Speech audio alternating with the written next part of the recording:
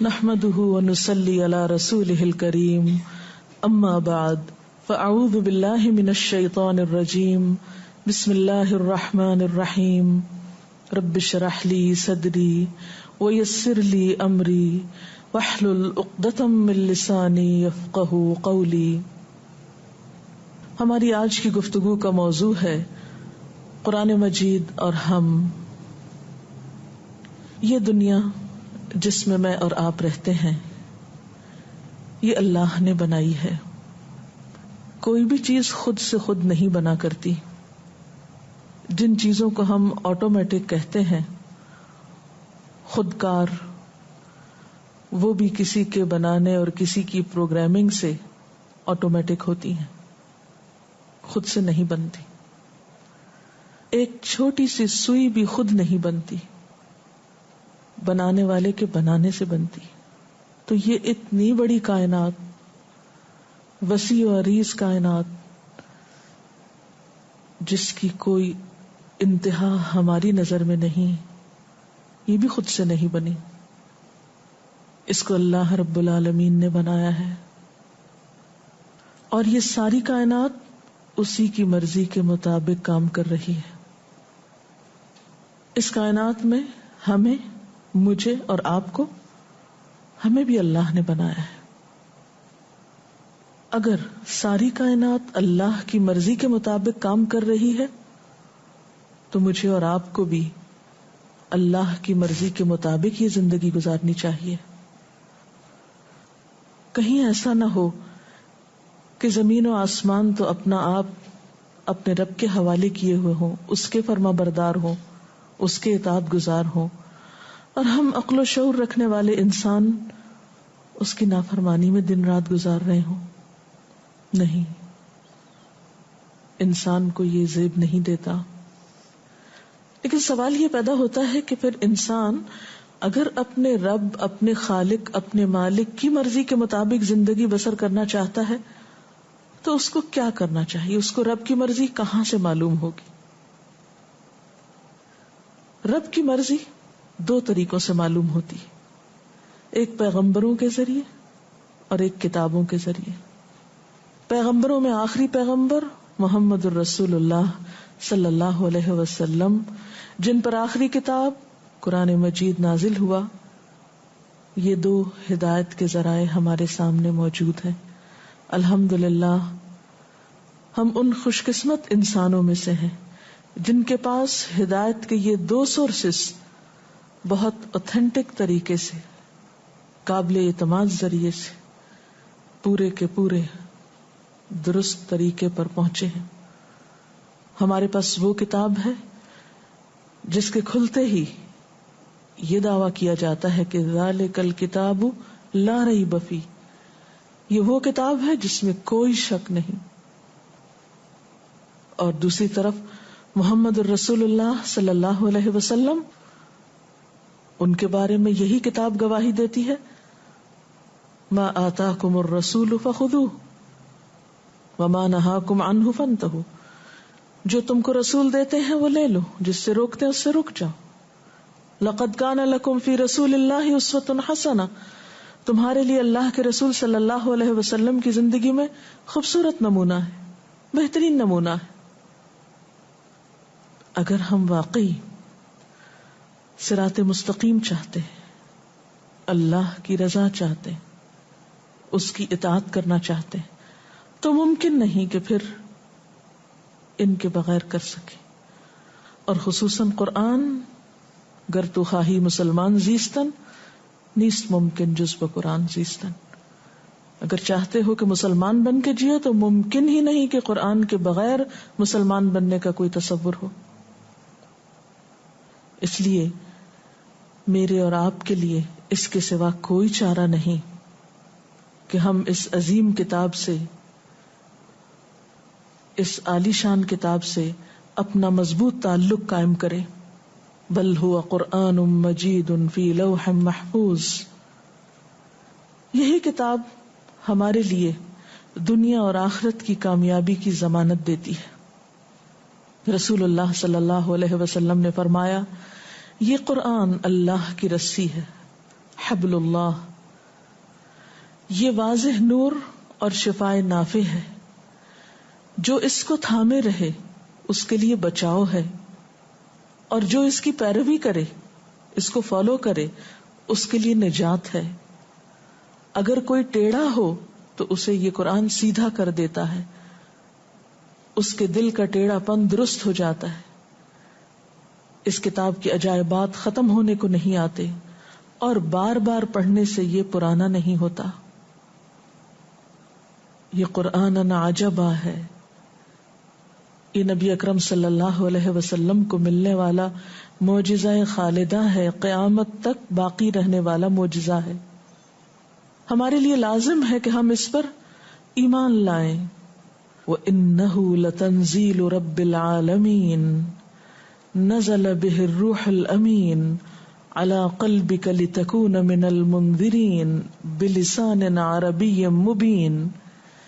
اور یہ قرآن تمام جہانوں کے پروردگار نے اتارا ہے، اس کو امانت دار فرشتہ لے کر آپ کے دل پر اترا ہے تاکہ آپ لوگوں کو خبردار کرتے رہیں۔ یہ قرآن واضح عربی زبان میں نازل ہوا ہے۔ اس کتاب میں ہمارا ہی ذکر ہے، یہ کتاب ہمارے لیے روشنی کا مینار ہے، اس کتاب میں ہمارے لیے شفا ہے۔ یا ایھا الناس قد جاءتکم موعظۃ من ربکم وشفاء لما فی الصدور۔ اے لوگو، تمہارے پاس تمہارے رب کی طرف سے نصیحت آ چکی ہے اور شفا ان بیماریوں کے لیے جو سینے میں ہے، سارے دکھوں کا علاج، غم کا علاج، ڈپریشن کا علاج، سب بیماریوں کا مداوا، وہدن اور ہدایت، ورحمت للمؤمنین اور ایمان لانے والوں کے لیے باعث رحمت۔ قل بفضل اللہ وبرحمتہ فبذلک فلیفرحوا ھو خیر مما یجمعون۔ کہہ دیجئے کہ اللہ کے فضل اور اس کی رحمت پر چاہیے کہ خوش ہو جائیں، یہ کتاب ہر اس چیز سے بہتر ہے جسے لوگ سمیٹ رہے ہیں، جسے لوگ جمع کر رہے ہیں۔ اس لیے اس کتاب کے ساتھ تعلق دنیا اور آخرت میں انسان کے لیے سکھ ہی سکھ اور امن ہی امن کا باعث ہے۔ تو پہلی چیز یہ کہ اس پر ایمان لایا جائے، دوسری بات یہ کہ پھر اس کے ساتھ ایک مضبوط تعلق قائم کیا جائے، اور وہ کیسے؟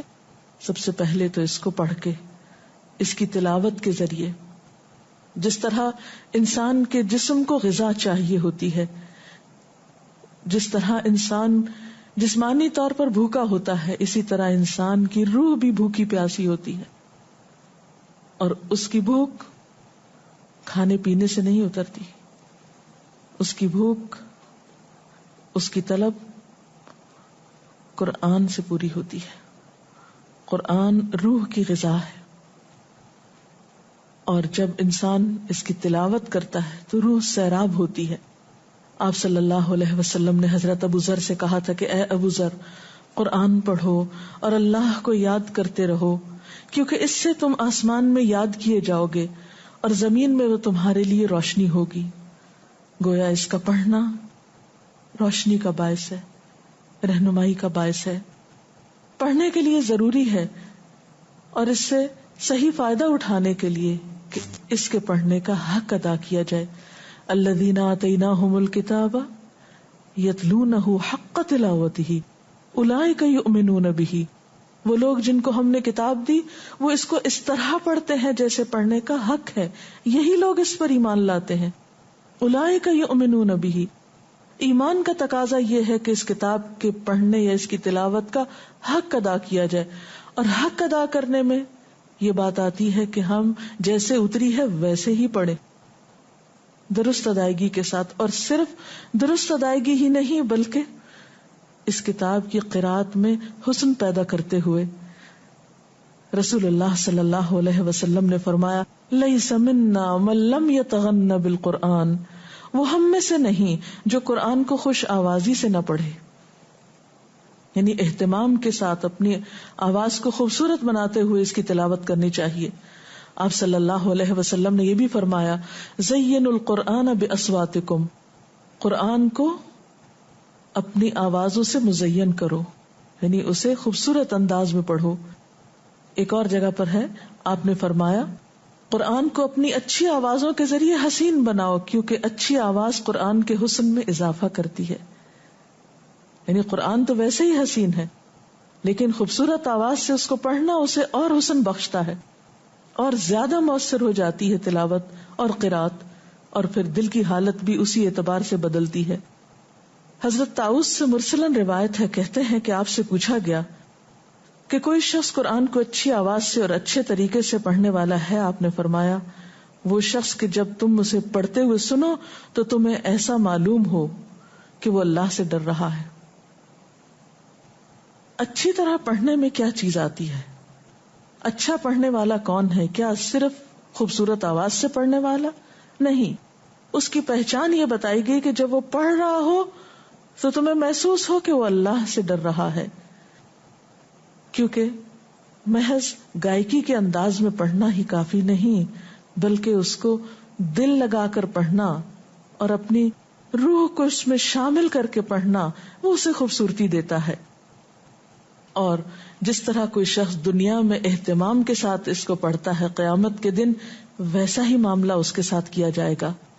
حدیث پاک میں آتا ہے، نبی صلی اللہ علیہ وسلم نے فرمایا جو شخص دنیا میں قرآن سے شغف رکھتا تھا، قیامت کے دن اس سے کہا جائے گا قرآن پڑھتا جا اور بلندی کی طرف چڑھتا جا، اسی رفتار سے ٹھہر ٹھہر کے پڑھ جس طرح تو دنیا میں ٹھہر ٹھہر کے پڑھتا تھا. تیری منزل وہ آخری آیت ہوگی جہاں تک تو پڑھتا جائے گا، یعنی اتنے ہی درجے تیرے بلند ہوتے چلے جائیں گے. آپ صلی اللہ علیہ وسلم نے یہ بھی فرمایا قرآن کا ماہر قرآن کے لکھنے والے معزز اور پاکیزہ فرشتوں کے ساتھ ہوگا، یعنی VIP میں شمار ہوگا، خاص اہتمام سے رکھا جائے گا. اور جو شخص قرآن مجید کو اٹک اٹک کے پڑھتا ہے اور مشکل سے پڑھتا ہے اس کے لیے دگنا اجر ہے، یعنی محروم کوئی بھی نہیں. جس طرح دنیاوی معاملات میں ہم بہتر سے بہتر کی تلاش میں رہتے ہیں، اسی طرح قرآن پاک کے معاملے میں ہمیں بہتر سے بہتر کی تلاش میں رہنا چاہیے. قرآن پڑھنے کے انداز میں مسلسل خوبصورتی اور مسلسل عمدگی پیدا کرتے رہنا چاہیے. قرآن پاک کا گھروں میں پڑھنا گھروں کے بابرکت ہونے کی علامت ہے، یا گھر میں برکت کا ذریعہ ہے. آپ صلی اللہ علیہ وسلم نے فرمایا اپنے گھروں کو قبرستان نہ بناؤ، شیطان اس گھر سے بھاگ جاتا ہے جس میں سورہ بقرہ پڑھی جاتی ہے. قرآن پاک کی محض دیکھ کر ہی تلاوت نہیں کرنی چاہیے، بلکہ اس کا کچھ نہ کچھ حصہ زبانی بھی یاد کرنا چاہیے. حدیث میں آتا ہے رسول اللہ صلی اللہ علیہ وسلم نے فرمایا جس شخص کے سینے میں قرآن نہیں ہے اس کی مثال اجڑے ہوئے گھر کی سی ہے، ویران گھر کی سی ہے. یعنی کتاب میں تو لکھا ہوا ہے، الفاظ تو موجود ہیں کاغذ پر، لیکن کچھ آپ کے دل میں بھی لکھا ہونا چاہیے، جتنی بھی حیثیت اور استطاعت ہو. رسول اللہ صلی اللہ علیہ وسلم نے یہ بھی فرمایا کہ اگر کوئی شخص قرآن مجید کی تلاوت میں مشغول ہو کر ذکر نہ کر سکے، دعا نہ مانگ سکے، تو اللہ سبحانہ و تعالی اس کو ان لوگوں سے بھی بڑھ کر عطا کرتے ہیں جو اپنے لیے مانگ کر لیتے ہیں، یعنی اللہ تعالیٰ سے دعا مانگتے ہیں. اور اللہ تعالیٰ کے اس کلام کی فضیلت باقی تمام کلاموں پر ایسی ہے جیسی خود اللہ تعالیٰ کی فضیلت باقی ساری مخلوق کے مقابلے میں، یعنی اس کتاب جیسی کوئی چیز ہی نہیں، کوئی کلام ہی نہیں. یاد رکھیے کہ قرآن پاک صرف تلاوت، صرف برکت اور صرف ثواب کمانے کے لیے نہیں آیا، یہ تو انسان کی ذات سے لے کر پوری دنیا کے لیے باعث رحمت ہے. یہ ہماری ہدایت کے لیے آیا ہے، اس لیے ضروری ہے کہ ہم اس کو سمجھ کر پڑھیں، اس میں غور و فکر کریں. قرآن پاک میں آتا ہے کتاب انزلناہ الیک مبارک لیدبروا آیاتہ، یہ ایک کتاب ہے جسے ہم نے اتارا ہے آپ کی طرف تاکہ لوگ اس کی آیات میں تدبر کریں، غور و فکر کریں. وَلِيَتَذَكَّرَ أُولُو الْأَلْبَابِ، اور تاکہ عقل والے اس سے نصیحت حاصل کریں. اور اللہ تعالیٰ خود پوچھتے ہیں افلا یتدبرون القرآن ام علی قلوب اقفالها، کیا یہ لوگ قرآن پر غور و فکر نہیں کریں گے؟ کیا ان کے دلوں پہ تالے پڑ چکے؟ ان کے دلوں میں قرآن کے جانے کا کوئی راستہ نہیں، یہ دنیا بھر کی باتیں سوچتے ہیں، قرآن کے بارے میں غور و فکر نہیں کریں گے، قرآن کو اپنے دلوں میں جگہ نہیں دیں گے، اس کو اپنی زندگی کا حصہ نہیں بنائیں گے۔ اور یاد رکھیے کہ یہ کچھ مشکل کام بھی نہیں، اللہ تعالیٰ بارہا فرماتے ہیں وَلَقَدْ يَسَّرْنَا الْقُرْآنَ لِلذِّكْرِ، ہم نے نصیحت کے لیے قرآن کو بہت آسان کر دیا ہے، فَهَلْ مِن مُدَّكِرٍ، ہے کوئی جو اس سے نصیحت حاصل کرے، ہے کوئی سبق لینے والا؟ اور بات یہ ہے کہ اگرچہ یہ عربی زبان میں اور وہ زبان ہماری نہیں، لیکن اردو اور عربی میں کچھ بڑا فاصلہ بھی نہیں، تقریباً 70% الفاظ اردو کے ایسے ہیں جو عربی میں بھی موجود ہیں، آپ ان سے مانوس ہیں، اس لیے غور و فکر کچھ مشکل کام نہیں۔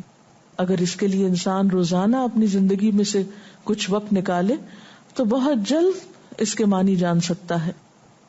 اور پھر یاد رکھیے کہ یہ کتاب صرف پڑھنے کے لیے نہیں، صرف طب آزمائی کے لیے نہیں، بحث مباحثے کے لیے نہیں، یہ تو ہدایت کی کتاب ہے، یہ تو اس لیے کہ اس کو پڑھ کر اس پر عمل کیا جائے۔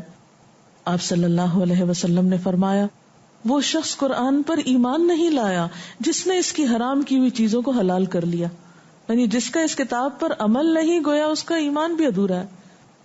اور قیامت کے دن قرآن یا تو انسان کے حق میں حجت بنے گا یا اس کے خلاف گواہی دے گا، القرآن حجت لک وعلیک، یا تو انسان کی طرف سے جھگڑے گا یا شفاعت کرے گا یا پھر اس کے خلاف گواہی دے گا۔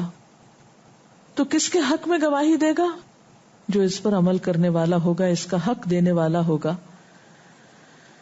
حضرت عثمان اور حضرت عبداللہ بن مسعود کا طریقہ یہ تھا کہ اگر آپ صلی اللہ علیہ وسلم سے وہ 10 آیتیں بھی پڑھ لیتے تھے تو جب تک ان آیات کے تمام علم و عمل کے پہلوؤں کو اپنے اندر جذب نہیں کر لیتے تھے، آگے قدم نہیں بڑھاتے تھے۔ وہ کہتے ہیں کہ ہم نے قرآن کے علم اور عمل کو ساتھ ساتھ لیا ہے۔ ان کی زندگی میں تصور ہی نہیں تھا کہ قرآن صرف علم حاصل کرنے کے لیے پڑھا جاتا ہے، یا وہ صرف نالج بڑھانے کے لیے، نالج میں اضافہ کرنے کے لیے، یا مزید کچھ جاننے کے لیے۔ نہیں، یہ تو کتاب ہے ہی عمل کے لیے۔ آپ صلی اللہ علیہ وسلم نے فرمایا تم میں سے کوئی شخص اس وقت تک مومن نہیں ہو سکتا جب تک اس کی خواہشات اس چیز کے تابع نہ ہو جائیں جو میں لے کر آیا ہوں۔ اور پھر امت مسلمہ کے فرد ہونے کی حیثیت سے ہماری ذمہ داری ہے کہ جہاں ہم اس سے خود فائدہ اٹھائیں، وہاں یہ کتاب یا ایھا الناس کہہ کے پوری انسانیت کو مخاطب کرتی ہے۔ اس خوبصورت کتاب سے دوسروں کو بھی متعارف کرائیں۔ ھذا بلاغ للناس ولینذروا بہ، یہ تو سب انسانوں کے لیے پیغام ہے، یہ صرف مسلمانوں کی کتاب نہیں، یہ تو پوری انسانیت کے لیے، اور تاکہ وہ سب اس کے ذریعے خبردار کیے جائیں۔ اور اسی لیے آپ صلی اللہ علیہ وسلم کو خصوصی تاکید کی گئی، وَأُوحِيَ إِلَيَّ هَذَا الْقُرْآنُ لِأُنذِرَكُم بِهِ وَمَن بَلَغَ، میری طرف وحی کی گئی ہے کہ میں اس قرآن کے ذریعے تم کو بھی خبردار کروں اور جس کو یہ پہنچے۔ گویا یہ کتاب ساری انسانیت کی ہدایت کے لیے ہے، اور اس کے لیے کیا ضروری ہے پھر کہ ہم اس کو سیکھنے یا سکھانے والے بن جائیں۔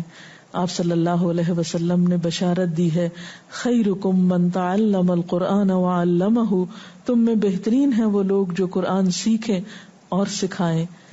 قرآن ہمیں پکارتا ہے، اب بات ہمارے ذمہ ہے کہ ہم اس کی پکار پہ لبیک کہتے ہیں یا اس سے منہ موڑ لیتے ہیں۔ اور یاد رکھیے جو اس سے منہ موڑے گا اس کے بارے میں بھی قرآن پاک میں آتا ہے، وَقَدْ آتَيْنَاكَ مِن لَّدُنَّا ذِكْرًا مَنْ أَعْرَضَ عَنْهُ فَإِنَّهُ يَحْمِلُ يَوْمَ الْقِيَامَةِ وِزْرًا خَالِدِينَ فِيهِ وَسَاءَ لَهُمْ يَوْمَ الْقِيَامَةِ حِمْلًا۔ ہم نے خاص اپنے ہاں سے تم کو ایک ذکر عطا کیا، جو کوئی اس سے منہ موڑے گا وہ قیامت کے روز سخت گناہ کا بوجھ اٹھائے گا، اور ایسے سب لوگ ہمیشہ اس کے وبال میں گرفتار رہیں گے، اور قیامت کے دن ان کے لیے بڑا تکلیف دہ بوجھ ہوگا۔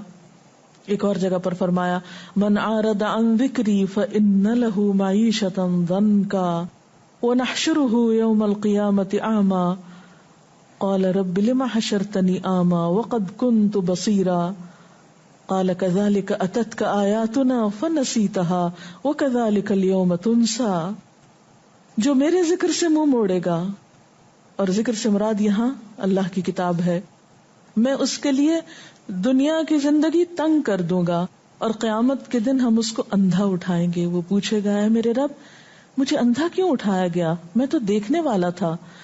اللہ تعالیٰ فرمائے گا، ہاں اسی طرح ہماری آیات تیرے پاس آئی تھیں مگر تو نے انہیں بھلا دیا، لہذا اسی طرح آج تم بھلائے جا رہے ہو۔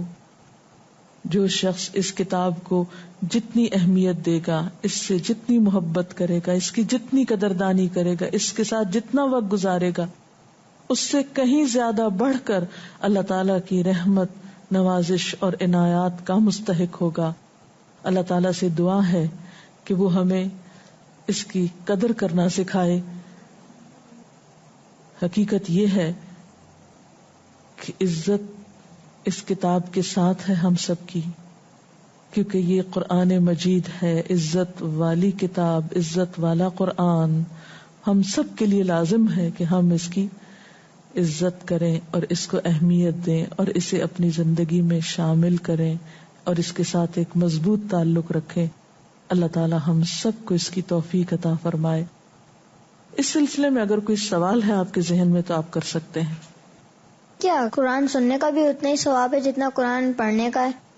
جی ہاں، قرآن پاک سننا بھی بہت اعلیٰ درجے کی نیکی ہے، کیونکہ قرآن پاک کو سننے کے بارے میں بہت تاکید ملتی ہے، اور قیامت کے دن دوزخ میں جانے والے لوگ حسرت سے کہیں گے، لو کننا نسمع او نعقل ما کننا فی اصحاب السعیر، کاش ہم سنتے یا سمجھتے تو آج ہم دوزخ میں جانے والوں میں نہ ہوتے۔ تو سننا بھی بہت ضروری ہے اور بہت باعث اجر ہے۔ وآخر دعوانا ان الحمد للہ رب العالمین، سبحانک اللہم وبحمدک، نشہد ان لا الہ الا انت، نستغفرک ونتوب الیک، والسلام علیکم ورحمۃ اللہ وبرکاتہ۔